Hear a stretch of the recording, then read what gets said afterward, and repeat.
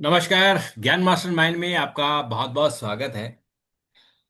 मित्रों, वैसे आजकल आप देखे होंगे कि बरसात है और जगह जगह लैंडस्लाइड हो रही है। वायनाड में जिस तरह से आज घटना घटी है, और ईरान इराक और अमेरिका, ईरान और इजराइल ईरान, रूस यूक्रेन जिस तरह से युद्ध चल रहा है, उससे क्या ऐसी कुछ कुछ बातें आ रही हैं कि क्या कलयुग के समापन की शुरुआत हो गई है। आज इसी पर बात करेंगे हमारे। लेकिन उससे पहले आपसे आग्रह है कि चैनल को सब्सक्राइब कर दीजिए, शेयर कीजिए और लाइक कीजिए। तो हम बात करेंगे हमारे विशेषज्ञ डॉक्टर प्रतीक मिश्र जी से। डॉक्टर साहब, आपका बहुत बहुत स्वागत है। नमस्कार। तो जो घटनाएं आजकल हम देख रहे हैं पिछले एक दो तीन सालों से, तो क्या आपको लग रहा है कि कलयुग का समापन हो रहा है? देखिए, जिस तरीके का वातावरण बन रहा है, जिस तरीके की चीजें सामने आ रही हैं, और उससे ये माना जा सकता है कि कलयुग अब अंतिम चरण में है। हालांकि सुनने में ये बड़ा आश्चर्यजनक लगेगा, क्योंकि हमारे सनातन धर्म के जो ग्रंथ हैं उनमें कलयुग की आयु 4,32,000 वर्ष बताई गई है। और ये 4,32,000 वर्ष में अभी केवल 5 साढ़े 5 हजार साल का समय गुजरा है, तो इस हिसाब से कलयुग बहुत दूर है। जी। लेकिन जो लक्षण दिखाई पड़ रहे हैं हमारे देश में ही नहीं, पूरी दुनिया के अंदर वैश्विक स्तर पर, और जो पैरामीटर बताए गए हैं कलयुग के अंत के बारे में जो संकेत दिए गए हैं, वो सारी चीजें बिल्कुल नजर आ रही हैं। और बहुत से विद्वानों का मानना है कि ये जो 4,32,000 वाली कैलकुलेशन है, गणना है 4,32,000 वर्ष वाली, ये गणना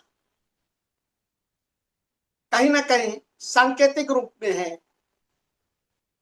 और ऐसे विद्वानों का ये मानना है कि कलयुग का अंत जो है वो 2025 से ही शुरू हो चुका है। 2 साल हो गए हैं और माना जा रहा है कि 2030 और 2032 के बीच में कलयुग खत्म हो जाएगा। और कलयुग खत्म होने का मतलब, देखिए, दुनिया खत्म होना नहीं है। कलयुग खत्म होने का मतलब परिवर्तन का दौर है। तो अब हमारे, चाहे महाभारत के जो संकेत हैं, भगवान कृष्ण ने जो संकेत बताए थे अर्जुन को उपदेश देते हुए गीता में, और या फिर भविष्य मालिका में जो रहस्यमयी वर्णन किया गया है, तो इससे एक चीज तो साबित हो जाती है कि या तो ये कलयुग के अंत की शुरुआत हो गई है, क्योंकि ये समय जो चल रहा है ये मानव सभ्यता की कठिन परीक्षा का समय है। और मैं इस बात को कह रहा हूं, उसके लिए मैं आपको धार्मिक ग्रंथ जो हैं उनका रेफरेंस दूंगा, ऐतिहासिक स्रोतों का रेफरेंस दूंगा, और वैज्ञानिक तथ्य भी आपके सामने में रखूंगा, जिससे कि ये लगेगा कि आपकी वो सोच बदलेगी कि 4,32,000 वर्ष में तो अभी बहुत सा समय है, और जी। अभी जो है कलयुग अंत होने में बहुत 5,000 साल पहले हमारे संतों ने लिखा। 600 700 साल पहले पंच सखा जो है, ठीक है ना, जी। जो भविष्य मालिका की बात जिसकी हम कर रहे हैं, पंच जी। सखा लोग जो संत है उन्होंने 500, और आजकल के जो वैज्ञानिक आंकड़े दे रहे हैं वो भी इसी तरीके के दे रहे हैं। तो ये सब क्या एक संयोग है? एक तरफ भविष्य मालिका कह रही है, और दूसरी तरफ जो अंतरराष्ट्रीय परमाणु वैज्ञानिकों का संगठन है, दुनिया के सबसे बड़े, जिसमें परमाणु भौतिक शास्त्री हैं, तो और सबका निष्कर्ष एक है कि अगले कुछ 1 2 वर्ष जो है इंसानियत के लिए सबसे कठिन साल होंगे, और सब ये कठिन परीक्षा का समय है। जी। और ये आपको देखना पड़ेगा कि इस क्या ये वास्तव में कलयुग के अंत का समय है, या फिर जो है हम बहुत तेजी के साथ जी। परिवर्तन के दौर को गुजर रहे हैं। सबसे जरूरी क्या है कि ये जानना है कि क्या वास्तव में ये सचमुच ये एक अंत है या एक नई शुरुआत है। आप देखिए, मैं आपको सनातन के ग्रंथों से शुरू करता हूँ। जी। श्रीमद् भागवत में हमारे यहाँ स्कंद 12 में कलयुग के लक्षण लिखे हुए हैं, और उसमें लिखा है राजा प्रजा को लूटेंगे, बच्चे माँ बाप का अपमान करेंगे, धर्म सिर्फ दिखावे के लिए रहेगा। ये कलयुग के लक्षण बताए गए, कलयुग के अंतिम। जी। वर्षा अनियमित होगी, सूरज आग उगलेगा। जी। ठीक है। जो असली सनातन धर्म के जो सिद्ध पुरुष हैं, जो संत महात्मा हैं, वो हाशिए पर चले जाएंगे, धर्म एक व्यापार बन जाएगा। जी। अब ये देखिए, ये चीज जो है, ये हमारे महाभारत में, श्रीमद् भागवत में हमारी ये चीज लिखी हुई है। अब भविष्य मालिका पे आ जाइए, देखे भविष्य मालिका क्या कहती है, जो पंच सखाओं ने लिखी थी। इसमें अच्युतानंद दास जी प्रमुख संत थे, अच्युतानंद जी की भविष्यवाणियां कही जाती हैं।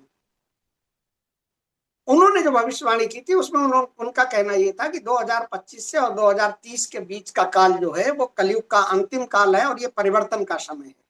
जी। अब आप ज्योतिष के हिसाब से देखिए, शनि का मीन राशि में प्रवेश ये 29 मार्च 2025 को हुआ।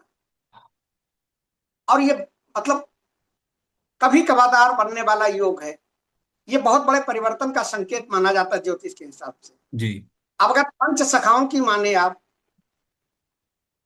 तो आप ये मान भविष्य मालिका की अगर बात को आप माने, उसकी जो भविष्यवाणियां हैं उससे माने, तो ये मान के चलिए कि ये जो है कलयुग लगभग अपनी अंतिम चरण में है। जी। और इस समय सतयुग और कलयुग के बीच में संधि काल का समय चल रहा है, जो 2032 या 2035 तक पूरा होगा। ठीक है ना। जी। अब एक और चीज पे आते हैं। एक माया सभ्यता का नाम बहुत चर्चा में आता है। जी। माया सभ्यता ने कहा था कि 2012 जो है वो एक युग का अंत है। जी। लोगों ने उसका मजाक उड़ाया कि भैया 2012 निकल गया, दुनिया तो खत्म नहीं हुई। असल में अंत, युग के अंत से लोग दुनिया के विनाश को जोड़ देते हैं और यहीं पे गलती कर देते हैं। जी। माया के विद्वानों ने, माया सभ्यता के विद्वानों ने बाद में स्पष्ट किया कि ये अंत नहीं है, ये परिवर्तन है, जी। रूपांतर है, मॉडिफिकेशन है। ठीक है। अब आइए आपको मैं नास्ता धर्म की बात बताता हूँ। 16वीं शताब्दी में फ्रांस के एक भविष्यवक्ता थे जिनकी सारी भविष्यवाणियां लगभग लगभग सच साबित हुई। जी। उन्होंने उस समय लिखा था कि आने वाले समय में 3 बड़े युद्ध होंगे। प्रकृति का क्रोध बढ़ेगा। हाँ। ठीक है। प्रकृति क्रोध क्रोध बढ़ने का मतलब, प्रकृति का क्रोध बढ़ने का मतलब आप ये मान के चलिए कि न समय पे वर्षा होगी, और अगर वर्षा होगी तो बहुत ज्यादा अतिवृष्टि होगी, नहीं वर्षा होगी तो सूखा पड़ जाएगा। सर्दी कम होगी तो होगी ही नहीं, और होगी तो बहुत ज्यादा होगी, मतलब प्रकृति अपना क्रोध दिखाएगी। हाँ। और देखिए, 3 बड़े युद्ध आपके सामने हैं। ठीक है ना। जी। अब आपको मैं दूसरे धर्मों के बारे में भी बताता हूँ। यहूदी ईसाइयों की बाइबल में लिखा था कि बड़े बड़े युद्ध होंगे, अकाल पड़ेगा, मतलब ये कलयुग के अंत के लक्षण के बारे में बताया गया। मैं वो बता रहा हूँ आपको। जी।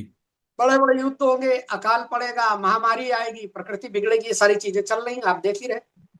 कोरोना से हम लोग निपटे हैं और दुनिया भर में महामारी और चल रही है।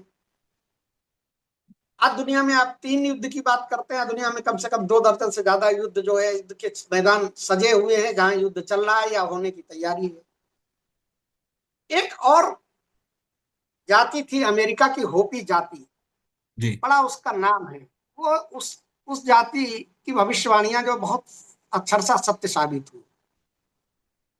और सदियों पहले उन्होंने कहा था कि आसमान में लोहे के पक्षी उड़ेंगे, नदियां जहरीली होंगी। मतलब जी। संकेत में सारी भविष्यवाणियां कहीं भी जो है वो संकेत में है। लोग एक दूसरे को कांच के डिब्बे से देखेंगे। अब कांच के डिब्बे से समझ लीजिए आप क्या है, जैसे कि हम आप बात कर रहे हैं मोबाइल पर, ये कांच का जी। ही डिब्बा है, टीवी में हम देख रहे हैं। तो अब देखिए,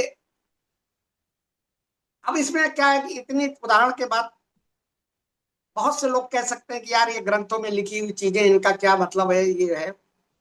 जो मतलब ग्रंथ को नहीं मानते हैं, जो भविष्यवक्ताओं को नहीं मानते हैं, तो हम उन्हें आंकड़े के हिसाब से देखिए बताते हैं। दुनिया के सबसे बड़े परमाणु वैज्ञानिक जो हैं, और उनका जो, और जलवायु वैज्ञानिक, उन दोनों का समूह जो है, उन्होंने 2026 में प्रलय घड़ी को मध्य में कर दिया। जी। अब आप ये देखिए कि प्रलय की जो घड़ी, जो परमाणु वैज्ञानिकों का जो समूह है, उस परमाणु युद्ध के बारे में जो संभावनाएं व्यक्त करता है, उन्होंने प्रलय घड़ी को मध्य रात्रि में मात्र 85 सेकंड पे रख दिया, यानी विनाश से 85 सेकंड दूर, जो कि अभी तक का सबसे अधिकतम स्तर है। जी।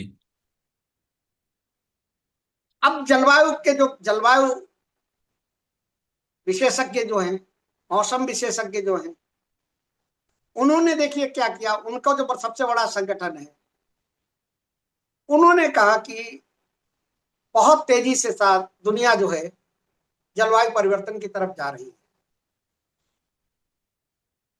और जो उन्होंने भविष्यवाणी की, भविष्यवाणी जो गणना के द्वारा कहा, उन्होंने कहा कि वैश्विक तापमान जो है, ग्लोबल जो टेम्परेचर है, वो पहले के काल से 1.1 डिग्री सेल्सियस ऊपर जा चुका है। हाँ।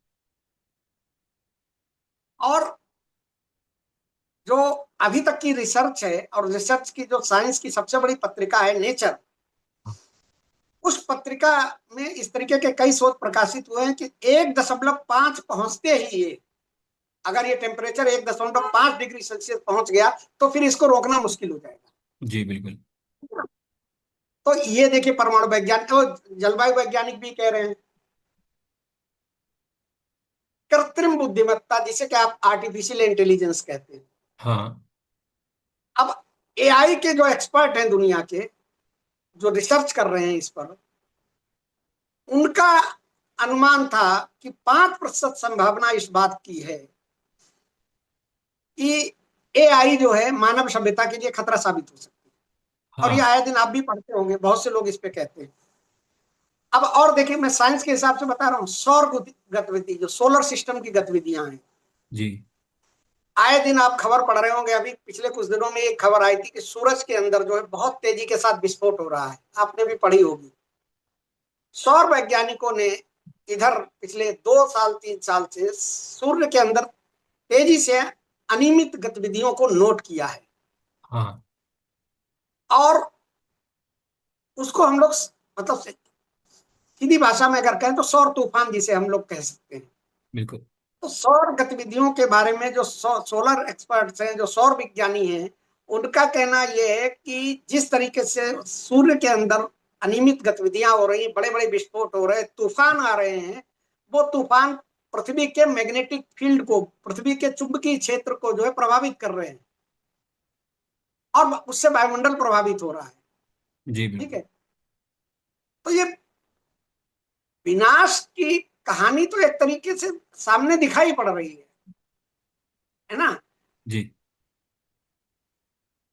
अब हमारे यहाँ भविष्य पुराण में लिखा है, कल की पुराण में लिखा गया है कि जब कलयुग अपनी चरम सीमा पर होगा, तो कल की भगवान आएंगे, संबल ग्राम में एक श्रेष्ठ कुल में जन्म लेंगे, ये सब कहानी है, और धर्म की स्थापना करेंगे। तो अगर आप देखें कि चाहे आप आध्यात्मिक दृष्टि से देखें, चाहे आप भविष्यवक्ताओं के हिसाब से देखें, और चाहे आप वैज्ञानिकों के समूहों के आधार पर देखें, जो गतिविधियां, जो चीजें हैं आज दिखाई कर रही हैं, वो इस बात का संकेत है कि परिवर्तन का दौर शुरू हो चुका है। चाहे वो जलवायु परिवर्तन हो, चाहे बड़े बड़े युद्ध हो, चाहे बढ़ता हुआ टेम्परेचर हो। और आप जानते हैं कि जैसे जैसे टेम्परेचर बढ़ेगा, हिम ग्लेशियर पिघलेंगे, समुद्र में सुनामी आएगी, समुद्र ऊपर उठेगा और वो विनाश का कारण बनेगा। तो कुल मिला के जो कैलकुलेशन की गई है, लोग, कुछ वैज्ञानिक भी इस बात को कह रहे हैं कि हम बहुत कठिन समय के दौर से गुजर रहे हैं, और चीजें परिवर्तित होती हुई नजर आएंगी। और बाल सखाओं में जो अच्युतानंद जी ने भविष्य मालिका में कहा, और भविष्य मालिका का जो लोग इंटरप्रिटेशन करते हैं, या भविष्य मालिका की जो भविष्यवाणियों पर नजर रखते हैं, उन विद्वानों का यह कहना है कि कलयुग का अंत 2025 से शुरू हो चुका है।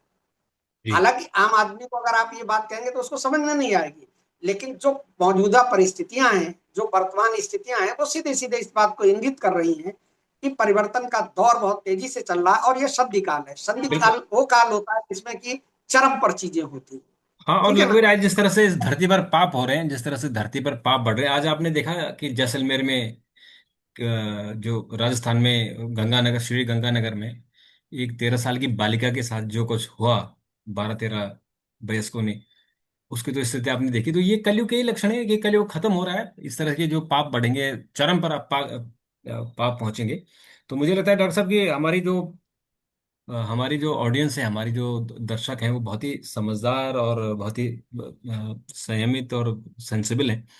वो जरूर इस बात को समझेंगे कि तो सबसे पहले दो तीन चीजें बताओ रोशन जी, जी, कि आप धर्म के आधार पे देखिए, क्योंकि भगवान कृष्ण ने गीता में, श्रीमद् भागवत में कलयुग के अंत के बारे में जो संकेत दिए थे, जी, 8-10 संकेत दिए थे,